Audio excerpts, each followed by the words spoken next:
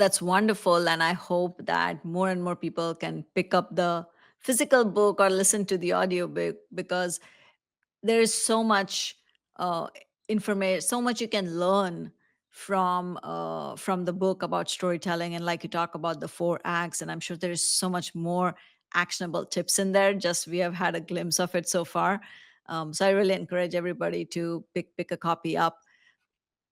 I would love to sort of talking about we're talking about books, and sometimes there's trends of like people read books and then they don't read books. And currently there's obviously a lot of hype around generative AI, and we talked about LLMs for a second here. How do you think that this Gen AI, or maybe the hype around it, will impact storytelling in particular for business communication itself? So the last chapter of my book is called What's the Future of Storytelling for Startups?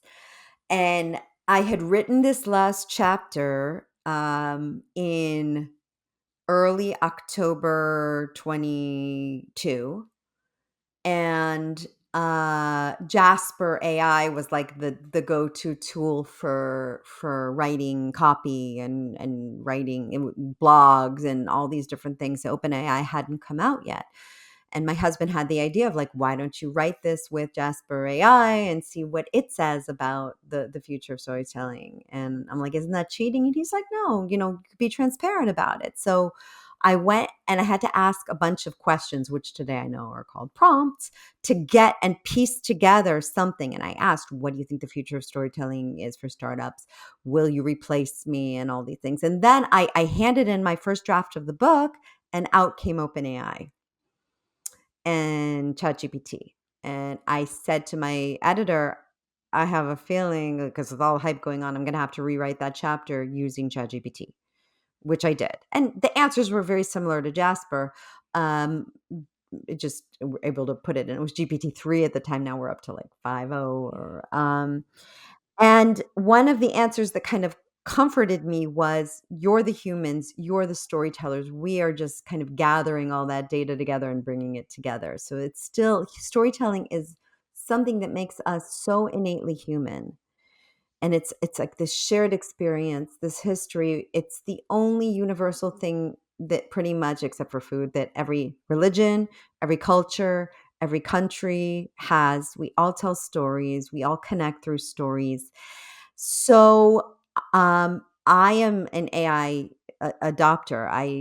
I use it a lot to help me formulate things.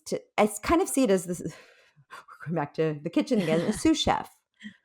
So it's there to do Okay. the chopping and the prep and everything that will save me the time and give me time to come into the kitchen. I don't use it when I write for my clients.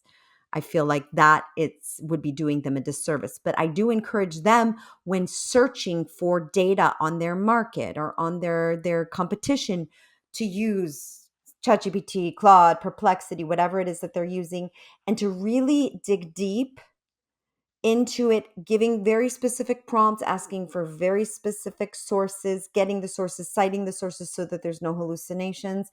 I think it can save us a lot of time and give us access to a lot of things that we didn't have access to. And it kind of reminds me of the early days of the internet. I remember the first time it was web crawler before it was Google. Like suddenly you could ask questions and find Yeah, information. there's My 11-year-old, I was driving them home from school the other day, and she's like, "Oh my gosh, they wouldn't let us go on our computers today to answer questions, and we had to." She's like, "I don't know how you did it."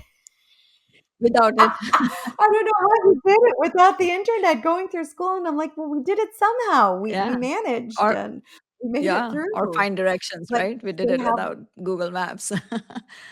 Oh, oh gosh, I remember the days of printing out the map quests when I had to I be at know. different I know. places. And Yeah. as we speak about ChatGPT and like the progression from Jasper to ChatGPT, there is like this whole hype around DeepSeek right now. And oh my God, it's blowing up in so many like ways. But that would like take us a whole other discussion. So I just wanted to come back Yeah. to storytelling and working with founders. There was another thing that was really went viral, is this whole concept of founder mode. So, as someone who works closely with founders, what does that mean to you or the people that you work with? Well, I mean, I find Paul Graham to be a bit controversial, so I always take what he says with, you know, a grain of a healthy helping of salt. But at the same time, I totally get it. I'm married to someone who's in founder mode all the time. And it's a real mindset, and you're constantly on. It can be extremely exhausting, but you're either in it or you're not. You can't be halfway there.